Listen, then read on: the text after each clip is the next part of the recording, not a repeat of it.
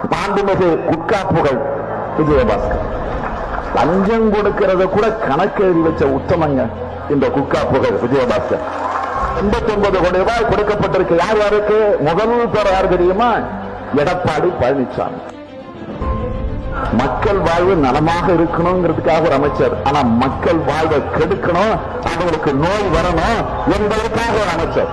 நாங்க கேட்கிற கேள்விக்கு சரியான பதிலை சொல்வதற்கு தெம்பு திராணி அந்த யோசிக முதலமைச்சருக்கு இல்ல, அங்க இருக்கிற அமைச்சர்களுக்கும் கிடையாது.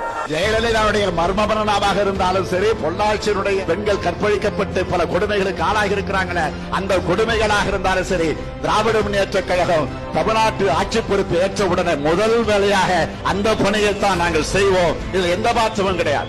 நீட் தேர்வுக்கு விலக்கு வாங்க முடியல, புதிய கல்விக் கொள்கையை எதிர்க்கிற சக்தி உங்களுக்கு இல்ல, சுற்றுச்சூழல் சட்டத்தை எதிர்த்து ஒரு கேள்வி கேட்டதுண்டா, இந்தி ஆதிக்கத்தை எதிர்க்கக்கூடிய துணிச்சல் அந்த தெளிவு உங்களுக்கு இருக்கிறதா?